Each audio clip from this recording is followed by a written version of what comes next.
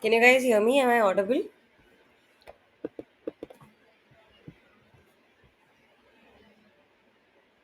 Okay. So, thank you for joining.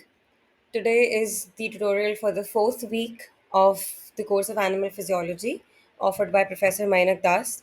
I am Geetika Agarwal. I will be for your tutor for the day, and I am a PhD student at Center for Ecological Sciences in IISc Bengaluru. So this week, all we talked about was mostly how the muscular system gets connected with the nervous system. So some concepts that were discussed in this week were the excitation contraction coupling, the length tension relationship of the skeletal muscle, fast twitch and slow twitch muscle fibers, how the force and the velocity are related to each other of the skeletal muscle, what is the stretch reflex arc, and what is the basic anatomy of some elements of the nervous system. So this is what was covered in this week. So let's have a brief overview of what happened, and then we'll come to a Q&A with some MCQs for you guys. If you have any doubts anywhere, you can stop me in between and ask any of your questions. Okay? So moving on to the first thing, which is the excitation contraction coupling. So before I tell you the answer, I would like some of you guys to guess or to answer what is the concept of the excitation contraction coupling, or what can you understand from this term. Even by the name itself, there is something that might, that might click. It's just, so what do we mean by ECC?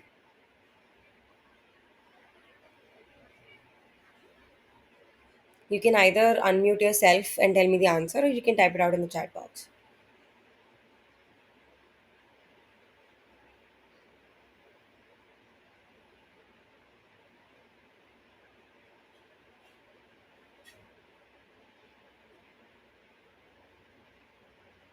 Anybody knows what is the excitation contraction coupling? Sibani, Anita, Sharan, anyone? Ravindran?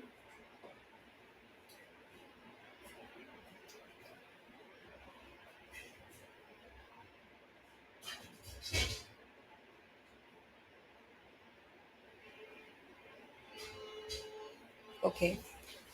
If nobody would like to answer this question, I'll tell you what is this concept. So basically, the excitation contraction coupling is that physiological process in which an electrical stimulus gets converted into a mechanical response.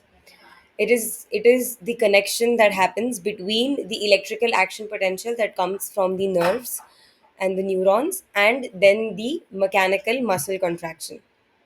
And basically, the electrical impulses from the nervous system, they signal the muscle to contract, and this leads to the contraction of the muscle fibers. So this is all about ECC. So as I said, the term itself is pretty self-explanatory.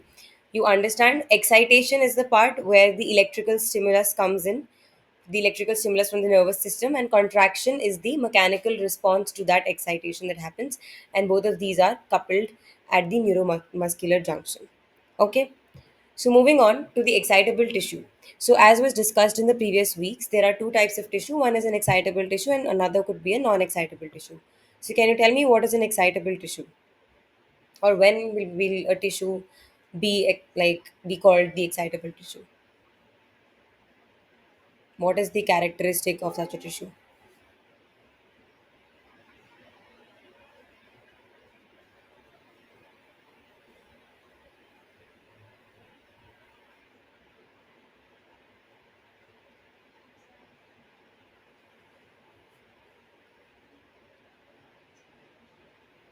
Anyone would like to answer this or wanna take a guess of what is it? Or what do you think excitability means in this context in which you're talking?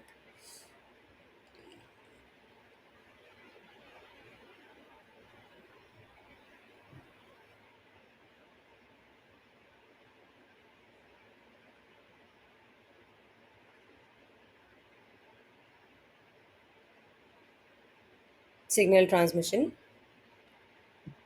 Correct. So what is an excitable tissue? What can it do?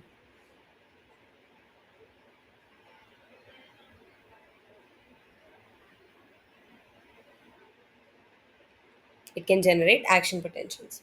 So you're correct, Sharon. So basically, an excitable tissue in the body It's that tissue which is able to generate an action potential. So some of the ones that are present in our body are basically the nervous system. So all of the tissue in the nervous system is basically an excitable tissue, muscles, and the neuroendocrine tissue. And the term excitability, as you said, refers to the ability of a tissue to receive the stimuli and to respond to the stimuli. And such stimuli can be an electrical stimuli, chemical stimuli, mechanical, thermal, taste, sound, all of these.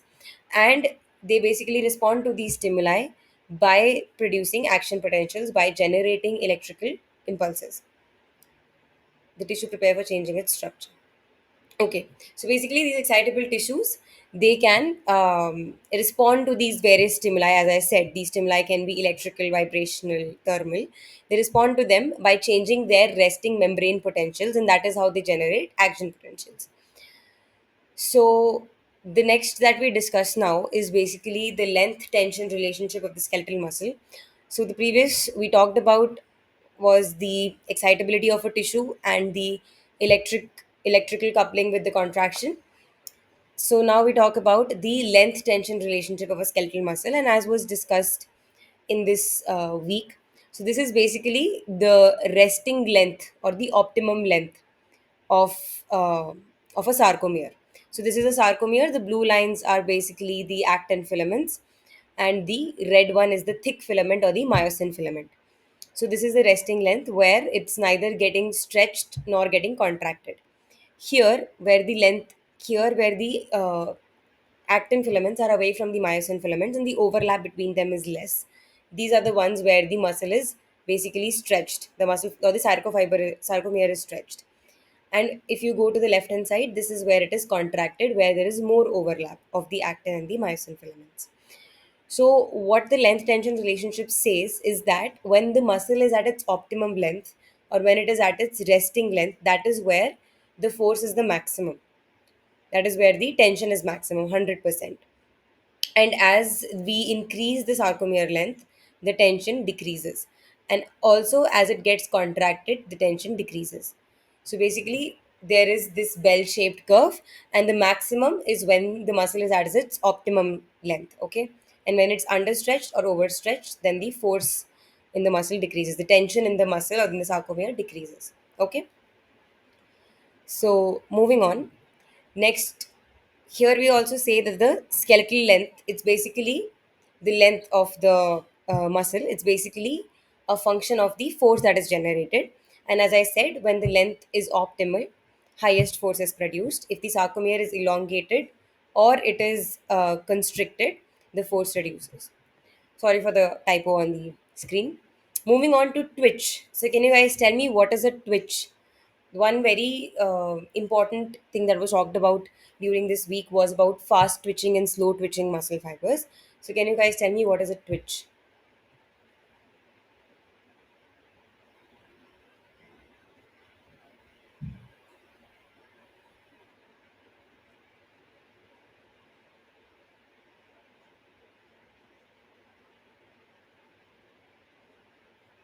Anyone?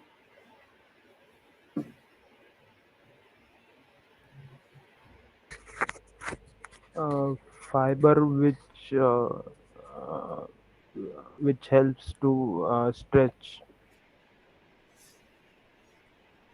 Fiber bit helps to stretch. Okay, but what I'm asking is, what is a twitch? What is the term twitch mean? Fiber would be one categorization of the muscle fibers and how they're categorized as fast twitch or slow twitch. But what basically is a twitch? What are we talking about in this context? Anyone? Is it like a fast response or something?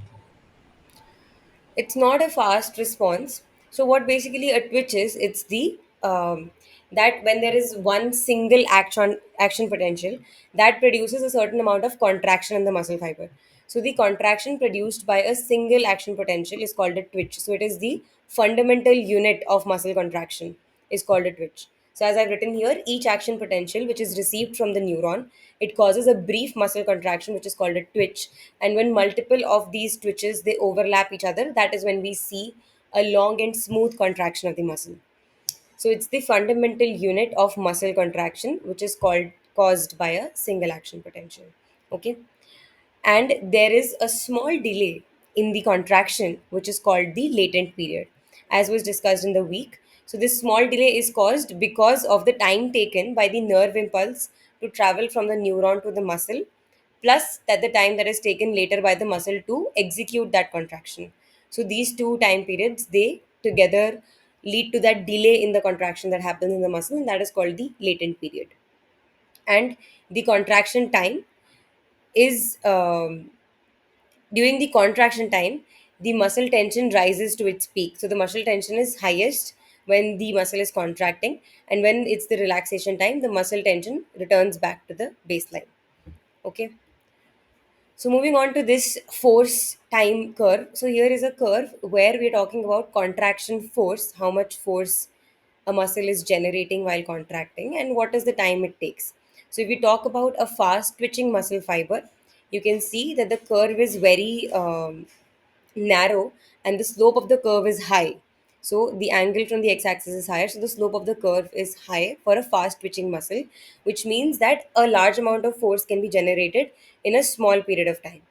And for a slow twitching fiber, you can see that the same amount of force would take a longer period of time to be generated. So the small slow twitching fiber generates the same amount of force over a longer period of time. So fast twitch muscles, they generate more force in the short span of time, and slow twitch muscles generate the same amount of force over a prolonged period of time.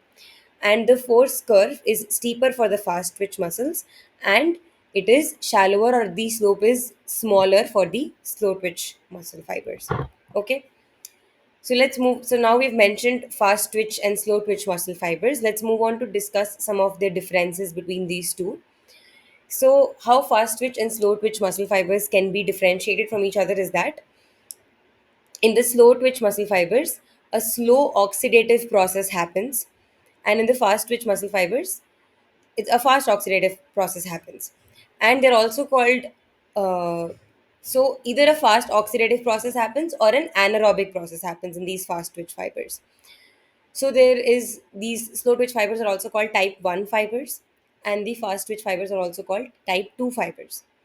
And in the slow twitch, what basically happens is an aerobic respiration happens for producing this energy. And this aerobic respiration can happen either by metabolizing glucose using Krebs cycle or the electron transport chain. So here the glucose that we consume or is getting metabolized in an aerobic manner to produce energy. So two different cycles that can be used are Krebs cycle and electron transport chain. In fast twitching, anaerobic respiration happens, and this pathway is used for metabolizing the glucose. And different ways it can happen is by using creatine phosphate, or by breaking down ATP bonds, or by glycolysis. Slow twitching fibers, some of the characteristics are that they are smaller in size, fast twitching fibers are larger in size, and slow twitching ones cause a weak contraction, and the fast twitching ones cause a stronger contraction. And the slow twitching ones are also called fatigue resistant muscle fibers, because they can actually sustain muscular activity over a long amount of time.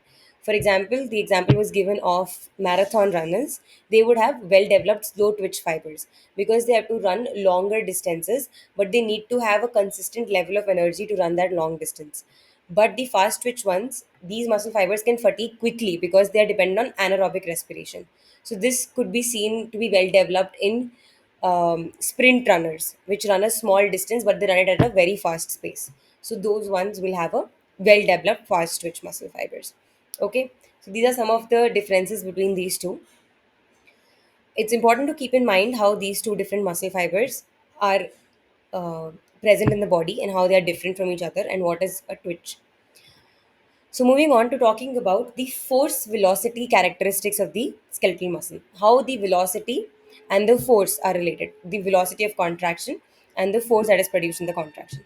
So, mostly here you can see as the amount of weight increases, W3 is the amount of load on the muscle, the amount of weight or the load. So, as that increases, the force generated is high, but the velocity is low, and as the weight decreases, the force generated is low and the velocity is high. So if the load on the muscle is very high and it is too heavy for the muscle to lift or to to hold, then the force generated is zero, it's nil, but the velocity is zero, but the force generated is the highest. And if there is no load, there is zero load, then the force is zero, but the velocity is the highest. Okay, so force generated by a muscle, it depends on the resistance against which the muscle is contracting. Okay, so if it's a heavy weight, the latent period also gets prolonged, the velocity gets decreased, but there is the maximum muscle tension or the maximum amount of force is there. And isometric force here, that is marked here, and as I said, it's the highest force which is generated by a muscle, and it is generated against a load that is too heavy for the muscle to lift, and the velocity at this point is zero. Okay, so moving on to the stretch reflex arc. So what the stretch reflex arc is, it is the fundamental circuit which acts at the interface of the nervous system and the muscular system. Okay. And there are certain steps that happen in the stretch reflex arc. So can you guys tell me what are the different steps that make up this stretch reflex arc? So here I have listed out five different steps. So can you guess in order what are these five different steps that happen in a stretch reflex arc?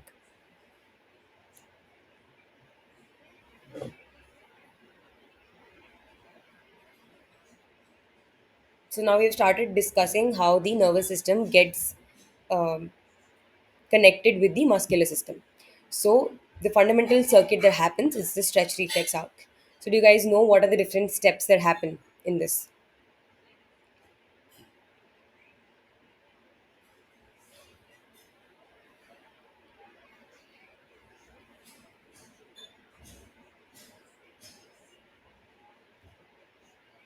Anyone?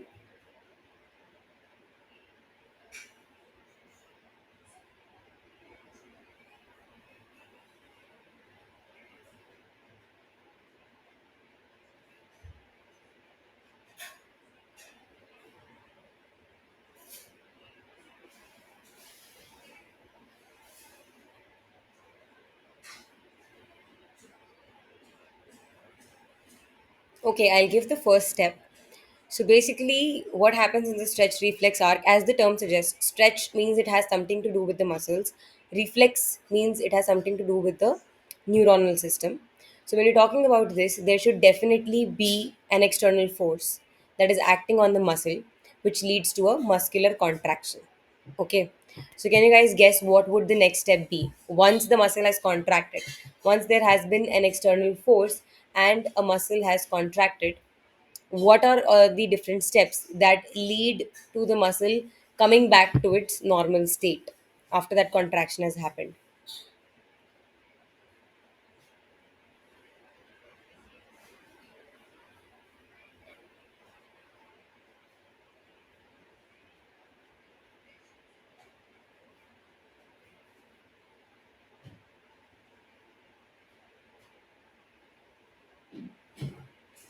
Any guesses for what are the remaining four steps that happen in the stretch reflex arc?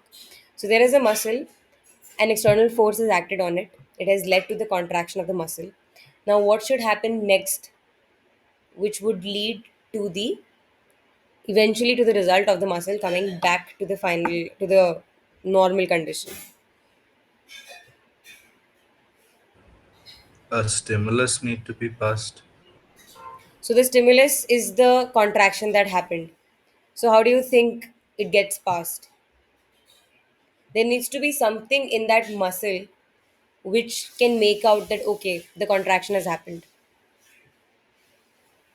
right? So basically, what happens on this step is that there are sensors in the muscle, which we'll talk about later. What these sensors are. So there are sensors in the muscle which can sense that there has been a change in the length of the muscle, that the muscle has contracted. And as you said, this stimulus will be passed on. They relay the signal to the central processing unit, which in our case is the nervous system. So these sensors that are present in the muscle, they sense that okay, the length has changed, and they relay this signal on to the nervous system. The next step would be the nervous system. It gets the information and then it processes the information and it calibrates okay, what is the amount of length that has changed and what has happened with the muscle. And then it signals the muscle to regain its original length. So, this is basically a motor signal. It's sending a signal back to the muscle that okay, now you have to regain the original length. And also, it signals the sensor to get back to its base level. Because for the sensor to again sense some other change that would have happened in the muscle, it should be present always at a baseline state at which it is maintained. So these are the two signals that are sent to the effector tissue, and then eventually these get executed. The muscle gets contracted and returns back. It would not be contracted, it would be relaxed in this state because the contraction was the stimulus. Okay, so the muscle would get relaxed to return to its normal state, and the sensors will also come back to their base level. So these are the five steps that constitute the stretch reflex arc. External force, which leads to a stimulus of either contraction, relaxation, whatever, stretching. Then there are sensors in the muscle that sense that the length has changed, and they relay this signal to the nervous system.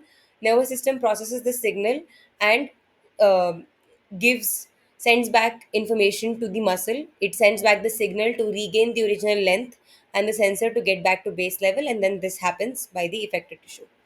Okay, so the next thing is, how does this happen? So there should be some type of muscle fibers that can actually sense the change in the length, right? So there are two skeletal muscle fibers. One are the extrafusal muscles and one are the intrafusal muscles. So here in the diagram you can see, so most of these in the skeletal muscles are extrafusal muscles, and some of these here you can see these spindle shaped muscle fibers. These are called intrafusal muscles, and they basically act as the sensory fibers that are present in the muscle, and these two are different based on their myosin composition. Okay, and the skeletal muscle largely includes extrafusal and few of them are intrafusal. Intrafusal, as I said, are spindle shaped, they are multinucleated, and these are sensory fibers. And you can see in these images in this diagram that they are basically being innervated by these different types of nerves. Okay, there are these gamma effector motor fibers, alpha effector motor fibers, and these different sensory endings from which they send the signal to the nervous system. So basically, the intrafusal muscle fibers are those skeletal muscle fibers that are specialized as sensory fibers. They're also called proprioceptors. They detect the amount of change and the rate of change in the length of a muscle, how fast the muscle has changed and how much the muscle has changed. And they constitute the muscle spindle. As I said, they are spindle shaped. They're also called muscular spindles, and they're innervated by sensory and motor fibers. Okay, so this is how we are now moving from the muscle getting the signal and how these signal gets relayed to the nervous system. So now this we come to the nervous system. So before we discuss of how signals go from the muscle to the nervous system, let's see what are the basic classifications of the nervous system. So in our body, we can classify the nervous system into two basic classifications based on where it is present in the body. So can you guys guess what this very basic classification of the nervous system is based on its location or based on the uh, composition? The nervous system can be classified into two very basic parts based on where it is.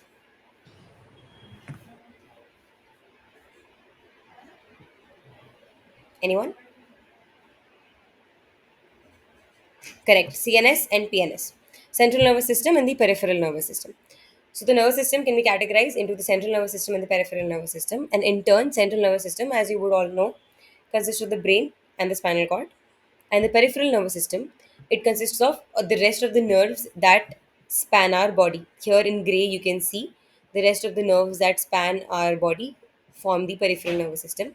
Can be divided into two parts: somatic and autonomic.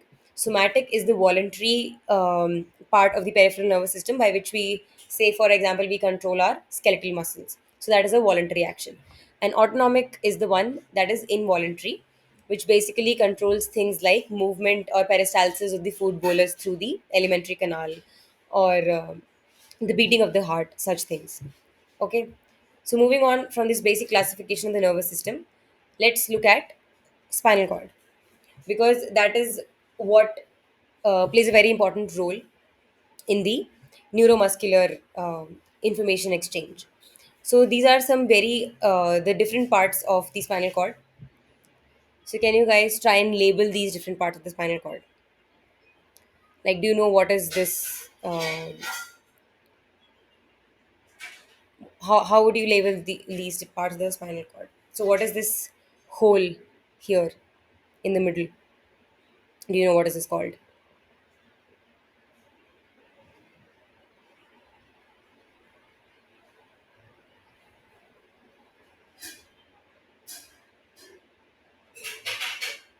Anyone? So, in the spinal cord, in the middle, there runs this hole throughout the spinal cord. Do you know what is that called?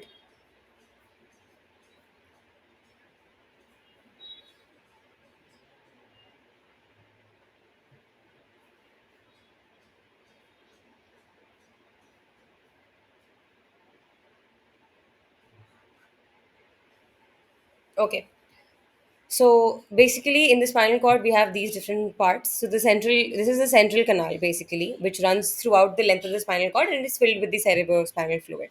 You all would have studied this in your high school. This part here is called the gray matter, and the outer part is the white matter. Here on one side, you have the dorsal part or the dorsal horn. This one is the dorsal horn, and here is the ventral horn of the spinal cord. And this is the dorsal root which connects here, and the ventral root which connects to the ventral horn. So in the dorsal part, you have this sensory neuron soma, and in the ventral part, you have the motor neuron soma, and this is the dorsal root ganglion. It's basically the swollen up structure here. It's called the ganglion. Okay, so the nerve impulses that come towards the spinal cord are called the are is called the sensory pathway or the ascending pathway. Basically, the impulses that come from the sensory organs towards the spinal cord.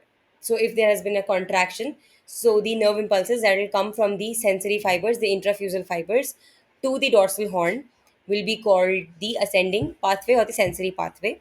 And here the information gets processed, and here it gets relayed to the motor neuron, and the information that goes from the spinal cord to the effector muscles or the effector tissue is basically called the descending or the motor pathway.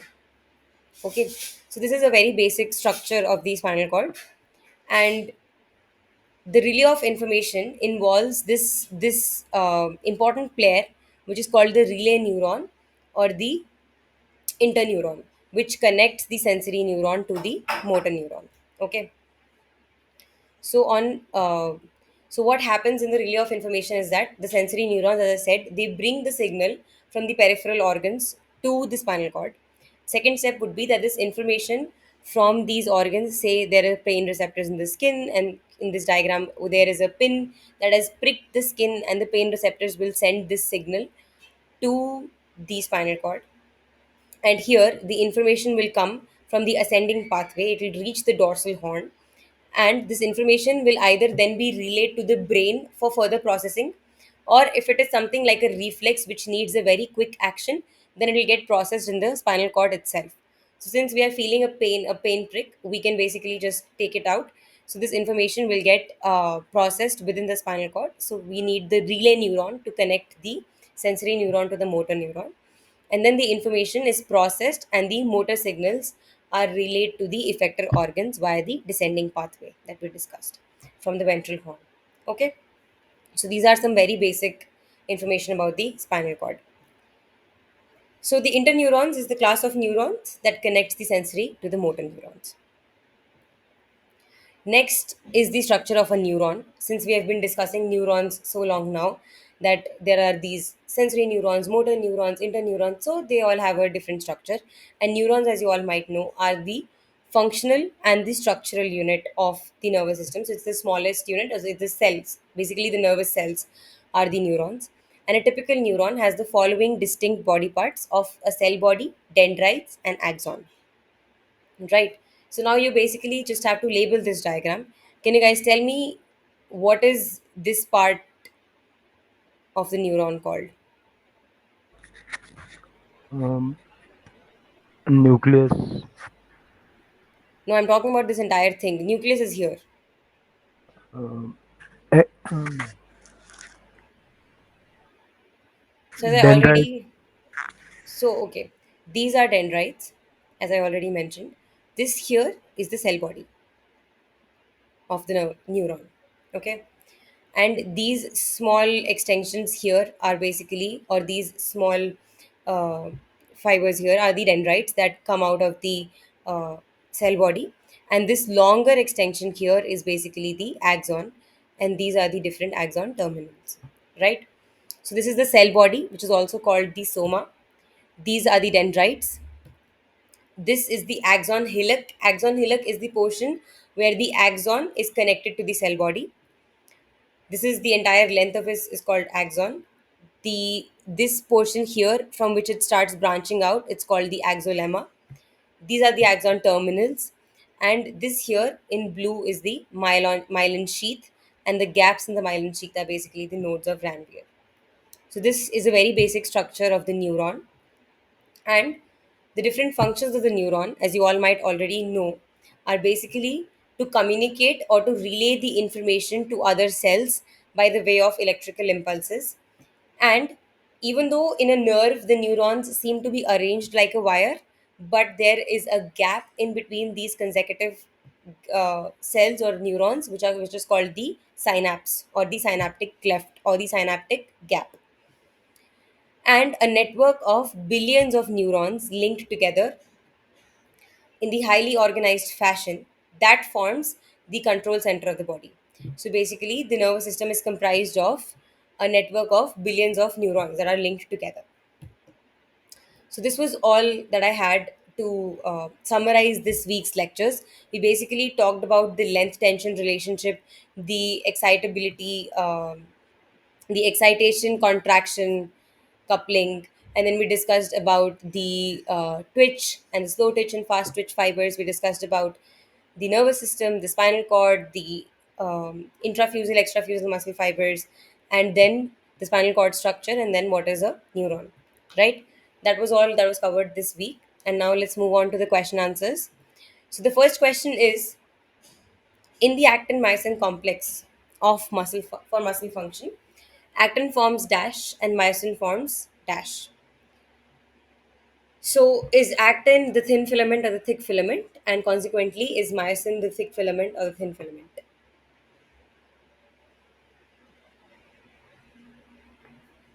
A. Anybody else?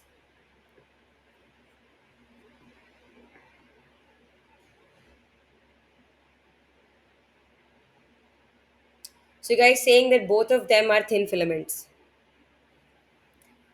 Yes, Shantipriya, you're correct. So basically, actin forms the thin filament and myosin forms the thick filament.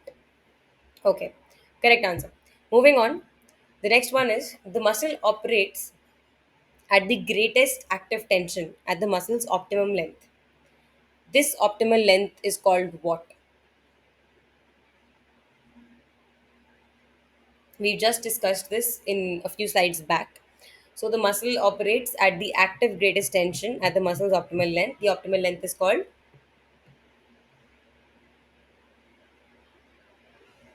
CD. We've got two answers, C and D, resting length, running length. So the correct answer out of these is basically the resting length. As we discussed, optimal length is also called the resting length of the muscle. So, as we discussed, muscle spindles. So, muscle spindles are dash. Are they mononucleated, multinucleated, non-striated, non-contractile? Out of these, what would you use when you're defining muscle spindles? B, correct answer. They're multinucleated. So we talked muscle spindles are basically intrafusal fibers, and we discussed these are multinucleated. Next one, which of the areas highlights a region that has myosin but no actin filaments? There is myosin, but there is no actin, no overlap with the actin filament. A band H zone, or A band I band.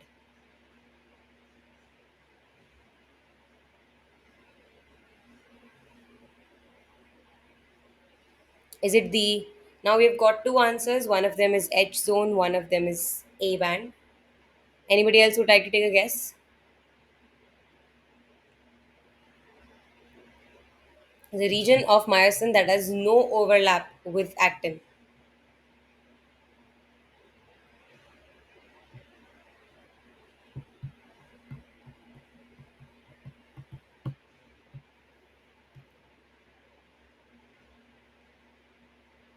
So the answer to this one is H zone, which was C. Vishwajit was correct.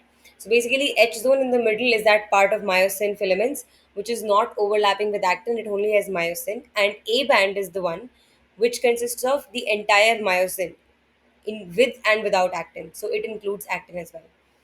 Okay. Next question is dash leads to actin myosin binding and dash leads to their detachment.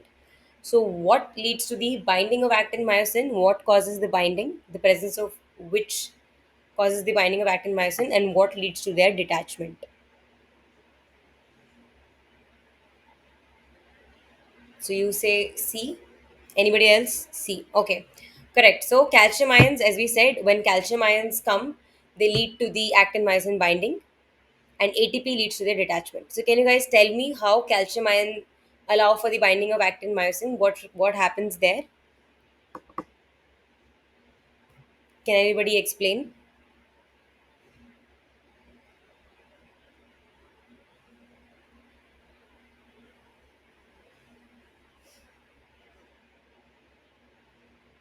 How does the presence of calcium ions lead to the actin myosin binding? So we have all studied this in the last week. So can you guys tell me what is it that calcium ions do?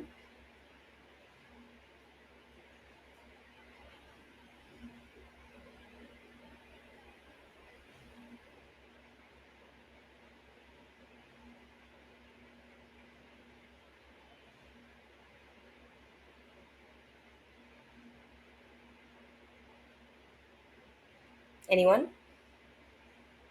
This was just covered last week. You would probably know this answer. What is it that calcium ions do that lead to the actin myosin binding?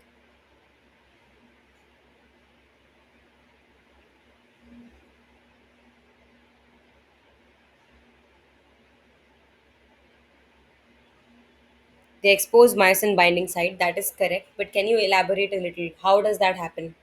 How do they expose the myosin binding site or the active site on the actin filament? What is it that calcium does?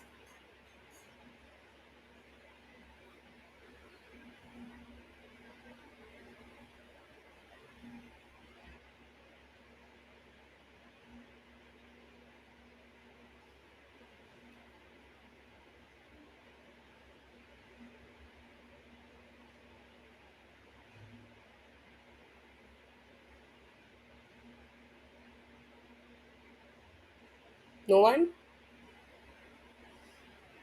Okay. If nobody knows this answer, I would suggest you to go and look it up, and you should read on how calcium leads to actin myosin binding.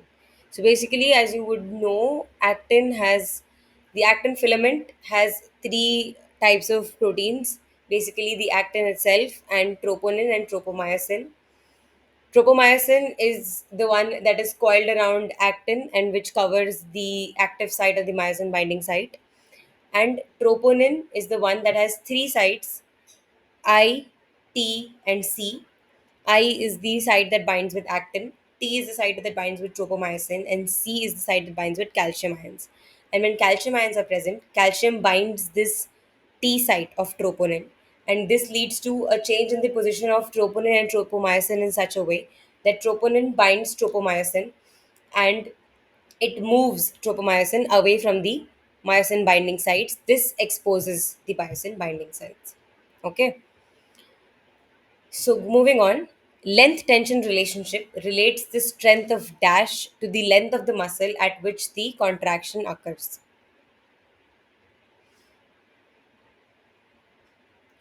Length tension relationship relates the strength of dash to the length of the muscle at which the contraction occurs.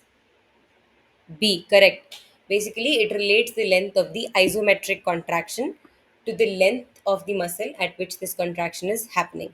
So, muscle contraction, it can be described using the length tension relationship. It is being described in two variables. One is the length of the muscle, and one is the amount of tension or the tension in the muscle.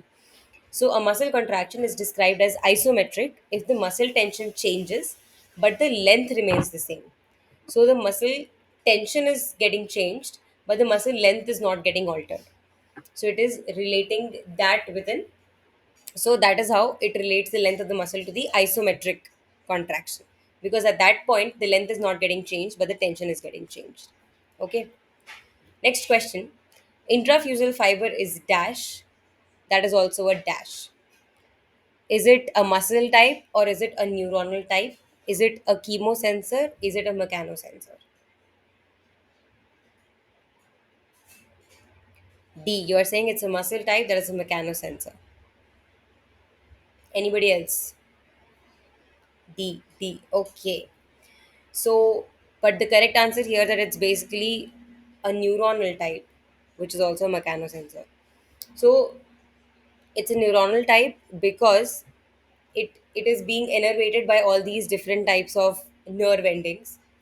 That's why it falls under the neuronal type, and it senses the stretching of the muscle. So it's a mechanosensor. Which part of the spinal cord contains the cell bodies of motor neurons?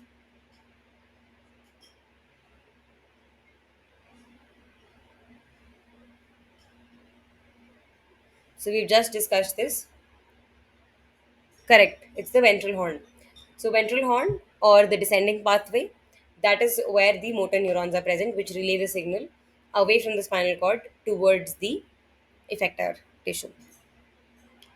What is the synapse?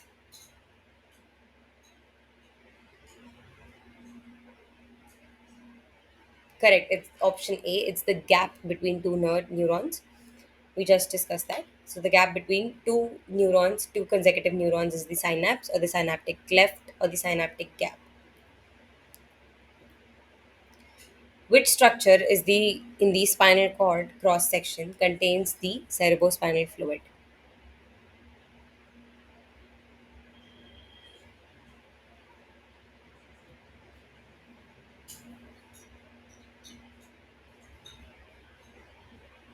You're saying D, lateral horn.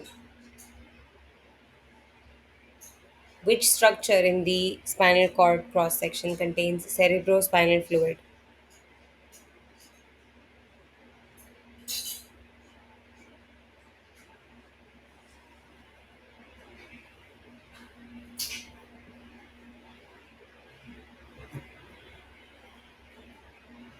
C, correct. So it's basically the central canal. I talked about this while we were looking at the cross section of the spinal cord. So I said that there is this one canal that runs in the middle of the entire length of the spinal cord. It's called the central canal. That is what is filled with the cerebrospinal fluid. Which of the area contains an overlap of actin myosin? This I just told you in the previous um, question. So which of the area contains overlap of actin myosin?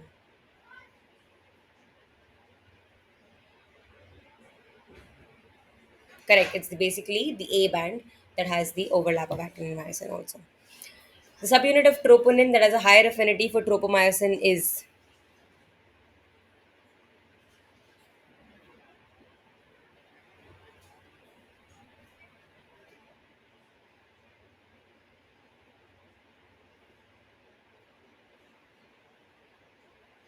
which of these three sites has a higher affinity for tropomyosin?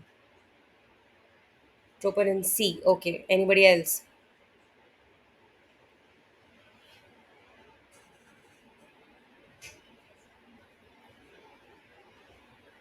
Troponin I. Okay.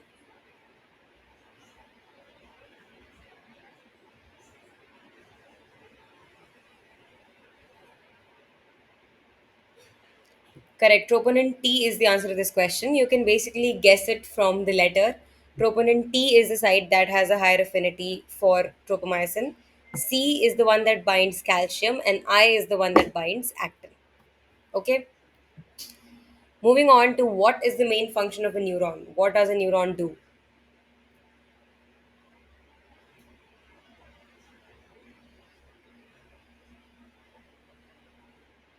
Correct. It's the B part. It transmits nerve impulses. Pretty obvious. Length tension relationship. Okay, this we have just discussed. It has come again. Dash is the smallest unit of a striated muscle tissue. What is the smallest unit of a striated muscle tissue? Sarcomere, correct. Sarcomere is the smallest functional unit of the striated muscle tissue. Signals are picked up by which part of the neuron? So we discussed the neuronal diagram in which we saw what is the anatomy of the neuron. So which part picks up the signal? C, correct. So dendrites are the part of the neuron which basically pick up the nerve impulses and pass them on towards the axon. Which part of the nervous system controls involuntary actions like heartbeat and digestion? Correct. C, autonomic nervous system is the one that controls heartbeat and digestion. Now, coming to my last question for the day is, what is the function of the dorsal root in the spinal cord?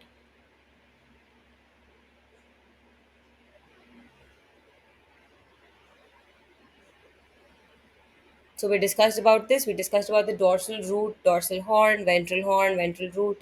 So, what is basically the function of the dorsal root in the spinal cord?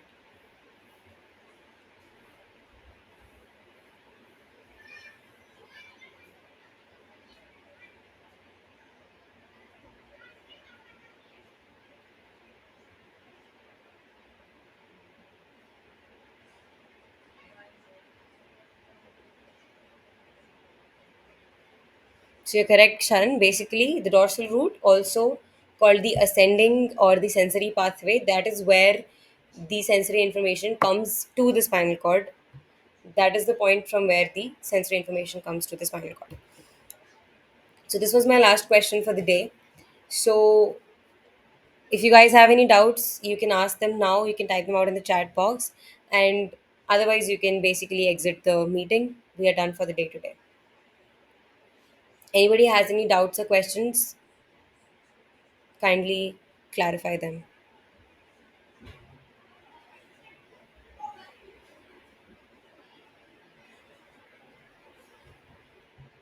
People who don't have any doubts can exit the meeting. Thank you for joining.